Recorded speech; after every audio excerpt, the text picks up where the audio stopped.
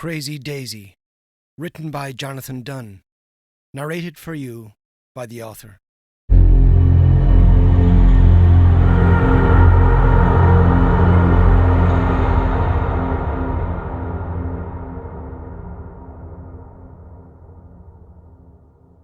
To Maya, always stay creative. The cave you fear to enter holds the treasure you seek. Joseph Campbell. Part 1. Tunnel Vision, 2009. 1. Fern's new wellies. Sometimes floods bring more than just debris. Something else came floating into town on that stormy Saturday afternoon in Oldcastle. 8-year-old Fern Keegan glimpsed it, them, through the pouring rain. A fleeting glance, but enough to last a lifetime. It was early, and that Saturday was already closing in. Torrential rain bucketed down and thunder rumbled in the skies. Sheet lightning strobes lit up the town in stark white flashes. Fern Keegan was standing at McGovern's shoe shop entrance with her mum. The 8-year-old gazed up at the churning, grey cumulus clouds hanging low and oppressive over Oldcastle, while they waited for the downpour to pass. Fern's mom had just bought her a spanking new pair of neon blue Wellington boots. "I love how they smell, Mom." That aroma of fresh rubber would stay with Fern Keegan until it rustled old memories out of hibernation 13 years down the road, when another flood would come to town and bring driftwood of the strangest nature. The 8-year-old declared, "Now I'm ready to take on the floods." Fern's mom smiled at her daughter and flapped open her gaudy flamingo pink umbrella. The 8-year-old hopped under the cover and the two of them walked down Bridge Street, mother and daughter arm in arm. As she walked along Bridge Street on that life-altering afternoon, Fern gawped down at her new winter footwear, wide-eyed, marvelling at how electric blue and shiny her wellies were. They were electric. The girl was sure every passer-by was staring at her fancy winter footwear as she passed by. Fern couldn't believe they were on her own feet as she marched through the puddles. The 8-year-old was amazed at how the water rolled off her rain boots like water rolling off a duck's oily back. Fern's mom burst out in laughter when her daughter made the comment that her blue boots and her mom's pink flamingo umbrella clashed. She wasn't wrong. The 8-year-old then broke into an impromptu chorus of "I'm Singing in the Rain" and cracked her mom up again. She looked up at her mom and loved how she laughed in the rain. There was something different about her. With her anorak hood pulled tight around her wet, ruddy face, she looked younger. Fern thought her mom was more like her older sister on that fateful Saturday. Fern's mom then surprised the child by doing a funny marching U-turn, traipsing back up Bridge Street, passing McGovern's shoe shop again, and going to the town square where she treated her only daughter to a slice of blueberry cheesecake at Wilma's Cafe. They sat there, cosy in their booth by the street window, looking out at the people rushing back and forth, huddled in the pelting rain. The Norman castle stood sentry over the town square, looking dour on this late afternoon with its wet, dark facade. A police car passed by with its blue siren lights on but not flashing. There was an extra police presence in Oldcastle because of the localised flooding. Some residents in the lower areas of Oldcastle were waterlogged in their houses and had to be air rescued. Fern's fireman dad was somewhere out there right now, helping locals to combat the flooding. It had been raining non-stop for the last 5 days. Biblical was how Oldcastle residents described it on the local news channels.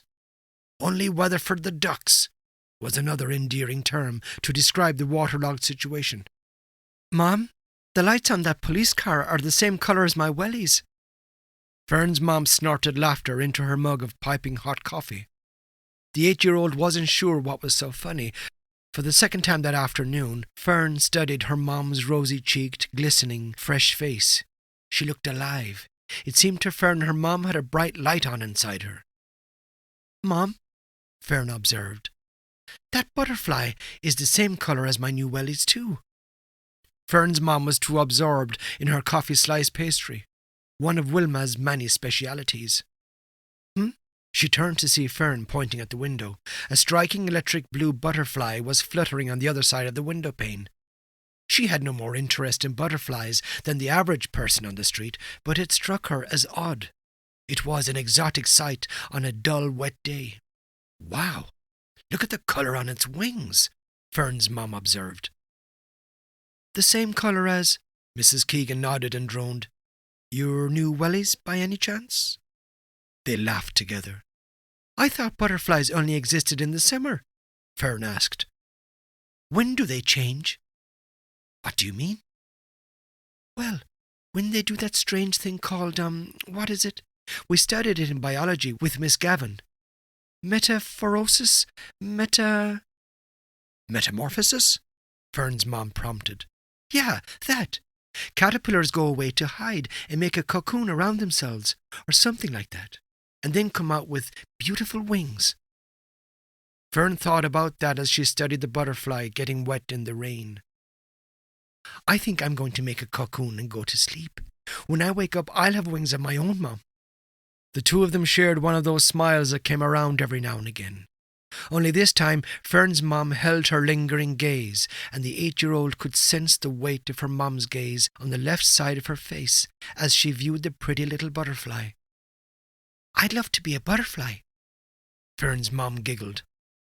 "What? Why are you laughing?"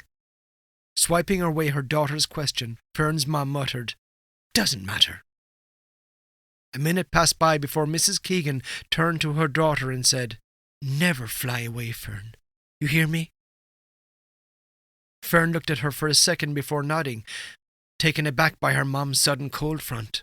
She could see it in her eyes and in the shape of her mouth, the worry that came through her mother's face every now and again when they were alone together.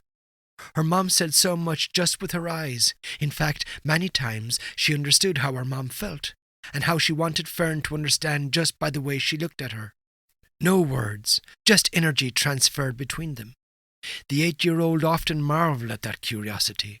Her childish sense of reason could never understand that, except she knew it was a kind of magic, and it was happening now in Wilma's.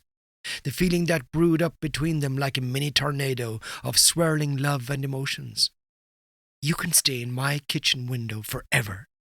Fern's mom reached over and squeezed her daughter's hand before finishing up her coffee and pastry. The butterfly fluttered away into the rain, and the brief magic the winged creature had brought to the Keegans danced away with it. Once they had finished their impromptu treat, mother and daughter left Wilma's, walked through the town square and down Bridge Street, passing McGovern's shoe shop again.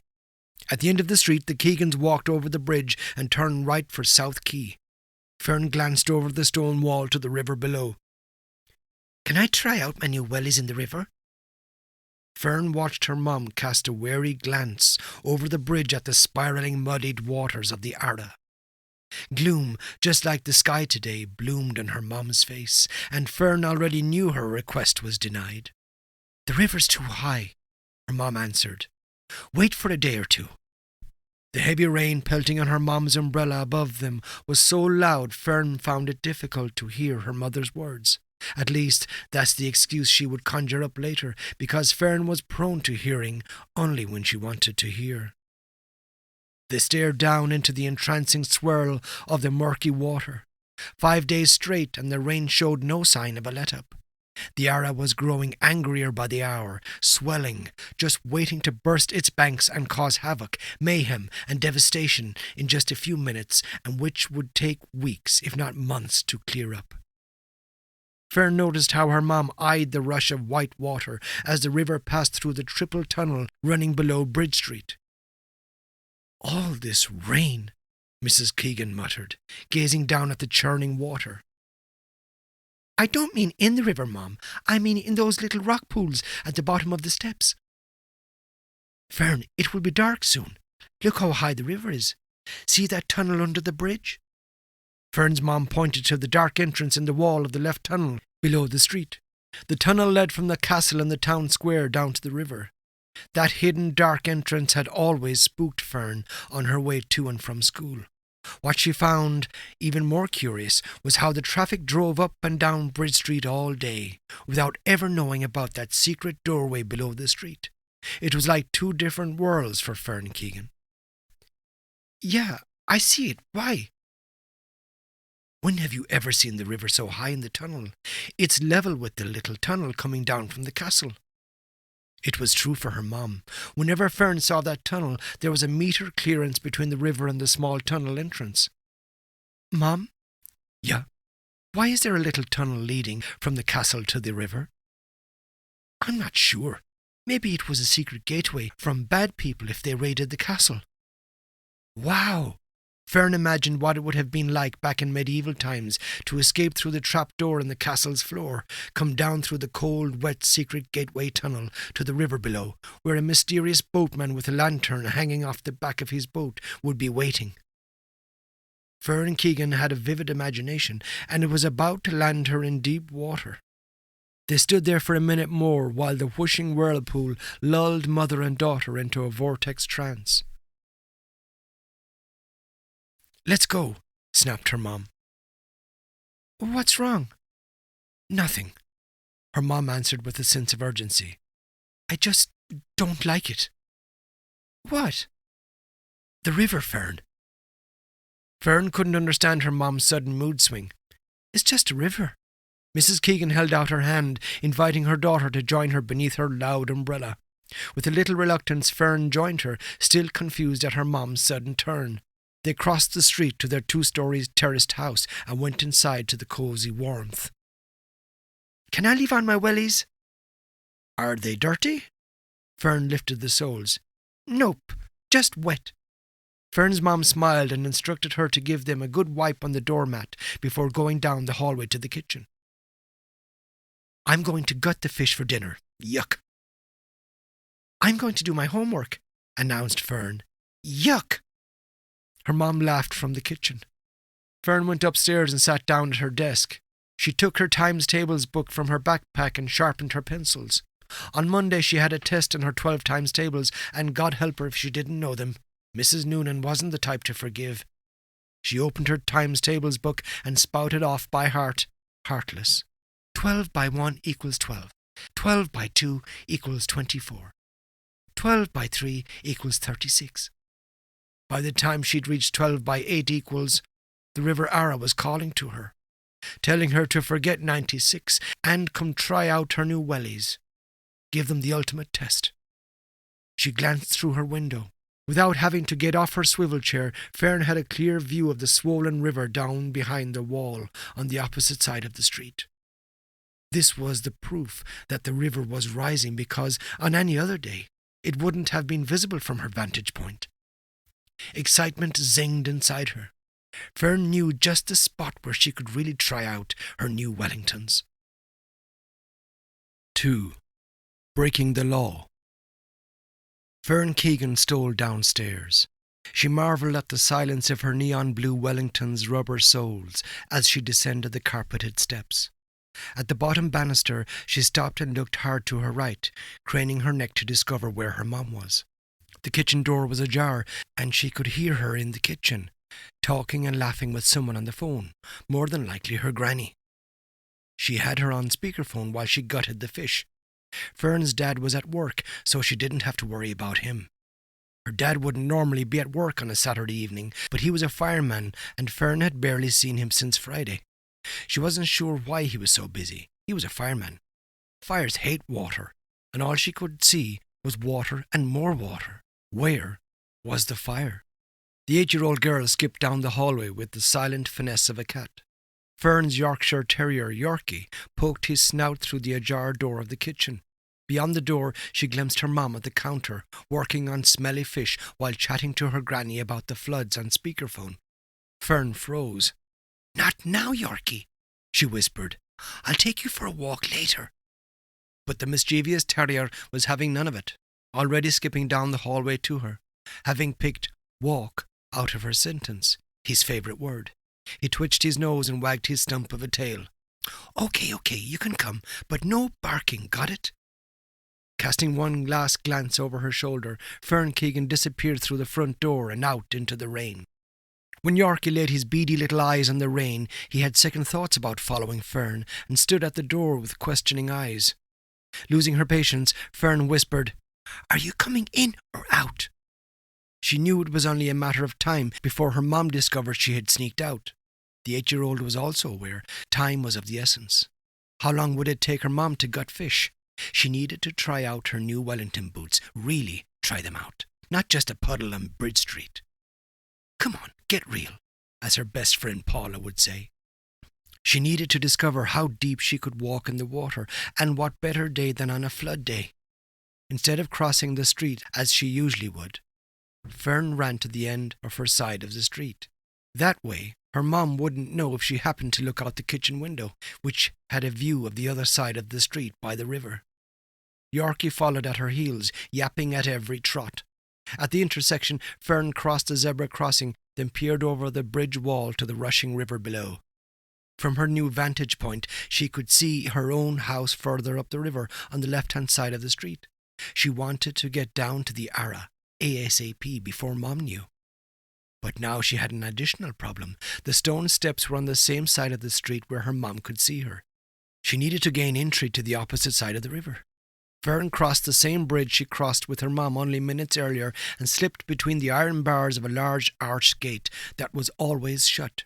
Being just a slip of a girl, Fern could wriggle her way through the steel bars. Yorkie ducked inside below the gate. Now Fern was officially trespassing. Not that she was thinking about breaking the law as she sprinted down the grassy pathway towards the river. Undiluted relish etched in her face as she looked down at her sprinting blue Wellington boots. She felt so alive. The girl ran beneath the enormous horse-chestnut trees that lined the river. To her right, behind a high limestone wall, was Desmond Castle, the same Norman castle she and her mom had been looking at from Wilma's cafe window just an hour previous. Above her, high in the branches of the horse-chestnut trees, or the concord trees, as Fern called them, the perching black rooks stood dour and watching. The poker-faced avians were especially quiet on this dreary Saturday evening, the rain dampening their incessant cackling cacophony. With the advantage of their bird's-eye view of the river below, the birds detected something trawling the flooded river with their gleaming grey eyes, something that shouldn't be in the water. The Yorkshire Terrier was more interested in scattering the ducks that were standing by the riverside. Even the ducks were too cautious to go near the river today.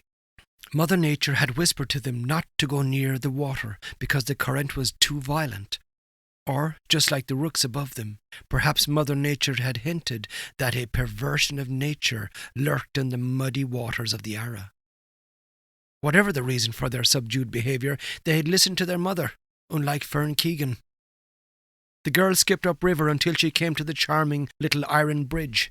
She crossed over the bridge and went down the other side with Yorkie hot on her heels. Now she was below the level of the stone wall running along the street and safe from the view of prying eyes. Successful mission so far. Fern tread along the muddy bank and levered herself onto the flight of stone steps leading down into the river. Fascinated, Fern watched how her Wellington boots descended the slippery stairway. As she walked down each step, her neon blue rain boots sunk deeper into the icy waters of the Ara. She was amazed at how the water rolled over their oily surface. The 8-year-old took 6 steps and stopped where the water threatened to come in over her boots. She smiled to herself. But what about the 7th step? She turned to her dog. "Yorks, one more step? You decide." She studied the Yorkshire Terrier and took his sneeze as a resounding yes. If the dog had cocked his leg and pissed up against the wall, she would have taken that as a definitive yes. She lowered herself onto the 7th step. The water swirled around her neon rubber boots, millimeters from spilling in over the tops. "We did it!" she exclaimed. No sooner had the words left her mouth when she spotted a cute blue butterfly alighting on a branch sticking out of the rushing water not 6 inches from her. She thought she recognized the butterfly as the same one she and her mom had seen from the street window of Wilma's. "Hello," Fern greeted the winged insect. "Did you follow me here?" Maybe it wasn't the same butterfly, but she had a feeling it was. "Guess what? Your wings are the same colour as my wellies." She turned to Yorkie. "Look, Yorks, we have a new friend. Say hi to, Blue? Yeah, Blue." Fern turned back to the butterfly. "Blue, I'd like to introduce you to Yorkie. Yorks to friends, and I guess we're friends now, right?" "Oh, by the way, my name is Fern, but you can call me Ferntastic." She giggled in the rain. The butterfly perched on the wet branch had its wings closed up, and it almost looked like a piece of that soaked branch until it flapped open its wings and flashed electric blue on a dull grey day. The insect opened and closed its wings, as if showing off its intense colour to the girl, calling her attention. The flashing neon fascinated the 8-year-old. It almost didn't look real to Fern. She fell under its electrifying spell the more she gazed at it. The butterfly's wings weren't completely blue. A third of the wingspan turned from azure blue to dark, rusty brown. Light and dark, light and dark, light and dark as that butterfly pulsed its fragile wings. But it was the underside of the butterfly's wings that transfixed the child even more. The undersides were the colour of mud, but in those muddy undersides were what looked like a pair of eyes, one eye on each wing, watching her every time the wings pulse. It was as if that butterfly was blinking at her. "Do you want to sit on my finger?" Fern edged a little way out into the river, extending her index finger to the butterfly. "Come on, that's it. You can hop onto my finger. Trust me, we're friends now. I live right across the street. I can show you my house if you want. Yorks can show you his smelly basket where he sleeps, next to the telly. Well, actually," she chuckled to herself, "York sleeps in my bed mostly." As Fern struggled to find just one more inch, the butterfly crept backwards an inch onto the tip of the branch, swaying in the current. That mesmerizing blue, flashing opened and closed, convinced the 8-year-old to squeeze another centimetre or two from her foothold on the stone step. Fascinated, she watched her finger close in on the butterfly. Now her finger was resting against the branch and just millimetres from the flapping insect. It crawled backwards onto the very tip of the branch. By now, Fern Keegan couldn't see anything else, only that enchanting insect. She wasn't aware of the swelling aura creeping up and around her New Wellingtons. Right now, her one goal in life was to have this butterfly on her palm. It was like something out of a Disney movie that was about to turn into a real horror show. But it struck Fern Keegan all too late that she had overreached, 1 millimetre too far. Before she knew what was happening, the river water poured into her boots, weighing her down. Her feet ran numb as the iciness soaked around her feet and socks. Fern tried to defy gravity and lean backwards to save herself, but a surging swell of water lifted her right off her feet. The moment the soles of her New Wellingtons lost contact with the stone steps, the swell of leaden water whisked away the screaming rag doll that was Fern Keegan. As the aura whisked her away, she caught a glimpse of the bright blue butterfly fluttering up and away into the rush of heavy raindrops that seemed to have no effect on the brittle little thing. 3. Into the mouth of the tunnel.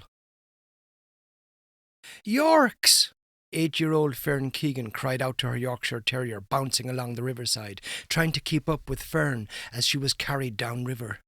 The dog could barely keep up. She tried to scream for help a second time, but the turbulent, icy water of the river Ara wouldn't allow her to catch her breath. In survival mode, the girl heaved to get oxygen into her lungs, but the icy river had a tight, vice-like grip on her rib cage.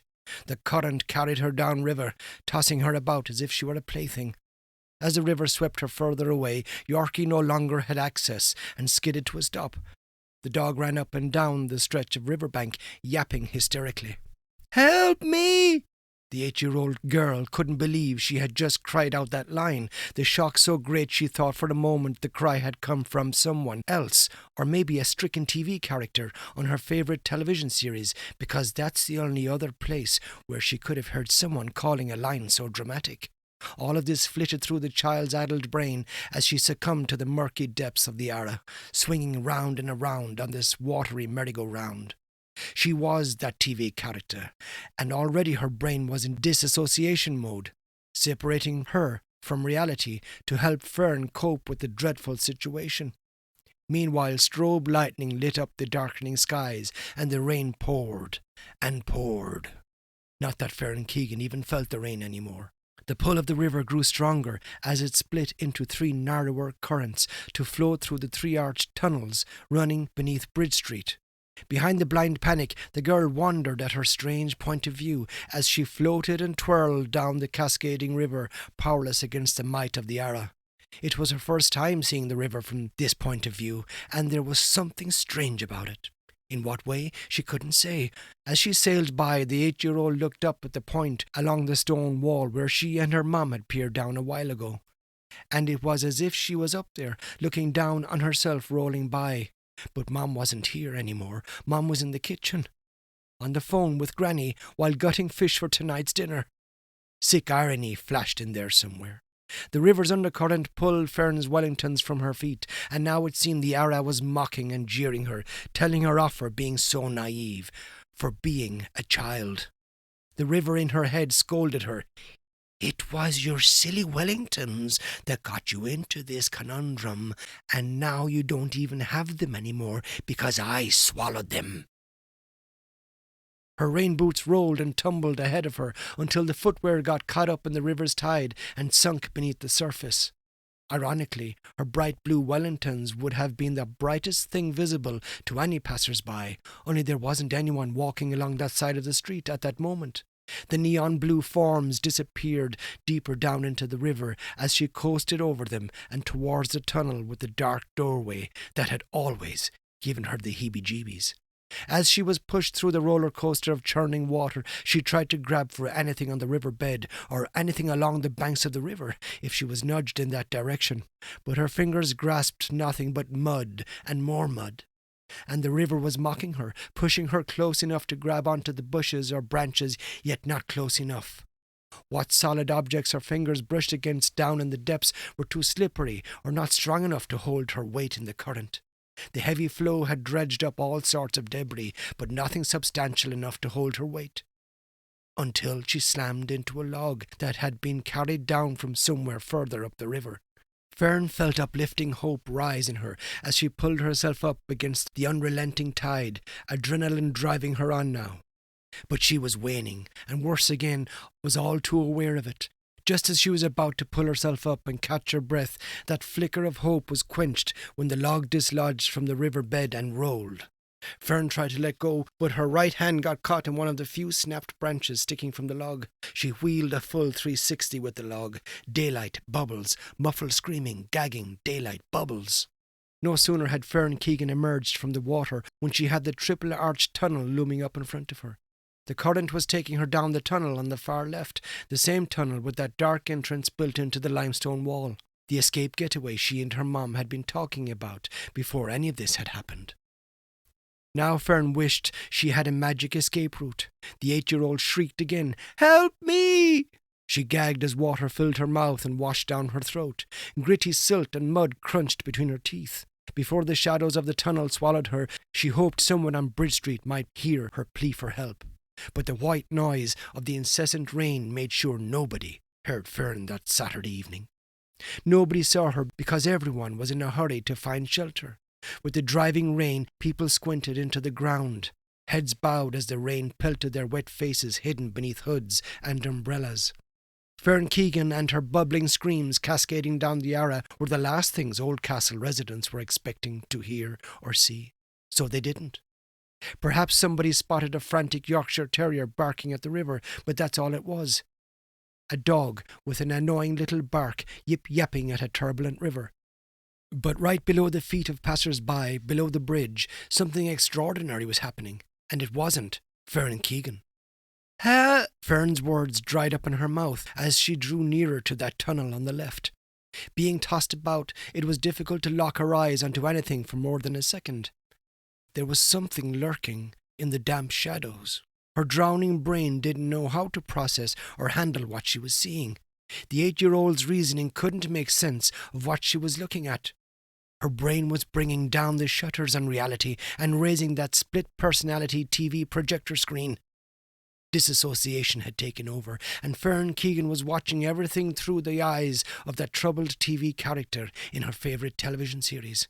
The Ara floods had washed up flotsam and jetsam down through the years, plunging the low-lying town of Oldcastle into panic at least once every 3 or 4 years. But nothing could prepare Fern Keegan for what strange driftwood she had just caught sight of. Through the pouring rain, 8-year-old Fern glimpsed them, 3 of them, in the darkened doorway beneath the bridge. A woman and 2 children standing in the cold shadows, lost, glum. The 3 of them were staring off into space, in the same direction, hearkening to something unseen or unheard. In that brief window of time, Fern could see these children were ill from some ailment, with dark veins cobwebbing their bloated white faces, the colour of a trout's belly, marbled flesh about the neckline. Like fish on a fishmonger's table, their bulging dead eyes stared at Fern as she floated closer. The child decided she didn't like what she was seeing and tried to angle herself away because the river was handing her right to the strange and otherworldly trio. But she was powerless against the water current. The children were standing in water up to their bellies, but they didn't seem to care or even realize. Just like the woman, the puffy children stared off into space as if looking at something on the far horizon. They were as still as the darkness they stood in, and they reminded Fern of ghoulish shopfront mannequins. In the synopsis of her panicked brain, she thought Marty Coughlin, her dad's friend, had thrown his old shop mannequins over the bridge, and they had, somehow, washed up here, standing together in perfect mannequin unison. As she floated into the mouth of the tunnel, the rain stopped, giving her a clearer view of that aberration. It was a lot darker in here, but enough daylight was filtering through to see that the children were wearing grubby old onesies. The boy was wearing a tatty bear onesie. The hood was the bear's head, and a line of sharp cloth teeth ran along the boy's forehead. It looked as if the boy's face was inside the bear's jaws. Maybe that's why he looked scared. The girl was dressed in a tatty onesie which might have been white once upon a time, and took the form of a unicorn with a horn sticking out the top of the ripped hood. Just like the boy's onesie, it was falling apart. They were in their bedtime clothes. Why weren't they in bed? But wait, wasn't it too early to go to bed, especially on a Saturday night? That's when Fern could stay up until 11 o'clock if she wanted to. She couldn't understand, and for that infinitesimal moment she thought the boy and girl might be brother and sister, and perhaps the woman was their mother. The woman wasn't wearing a onesie. She was wearing a filthy white gown, just like patients wear in hospitals. Now she noticed how the onesies and the hospital gown were real as she was, but the people in them looked far away, yet they were right here in front of her. For a brief interlude, the 8-year-old forgot she was being swept away in a rushing river. Such was the shock and fright of laying eyes on this tunnel vision. In the tunnel's mouth, next to the strange family standing where there shouldn't be anybody standing, Fern jerked to a stop and snapped back. Her left ankle had got caught up in something on the riverbed, and the current was pulling her forwards and downwards into the water. Water, mud, and silt gushed into her mouth. She gagged and heaved, which only worsened the situation as she sucked river water down into her lungs. Fern reached down to free her ankle. In her throes of panic, she saw the woman and 2 children consider her as she fought to break free of the branch. "Help! Help me!" she gurgled. Willing herself against the tide, the child got her right hand down to her ankle, pulling and straining tendons and muscles as she did so. The blue butterfly appeared from nowhere, fluttering about her head. As she thrashed about, it alighted on her wet hair before she submerged again. The electric blue butterfly was trying to land on Fern's head just as she had been trying to touch it with her finger. The river was laughing at her, and so was this butterfly. The eyes on the wing undersides flapped and watched.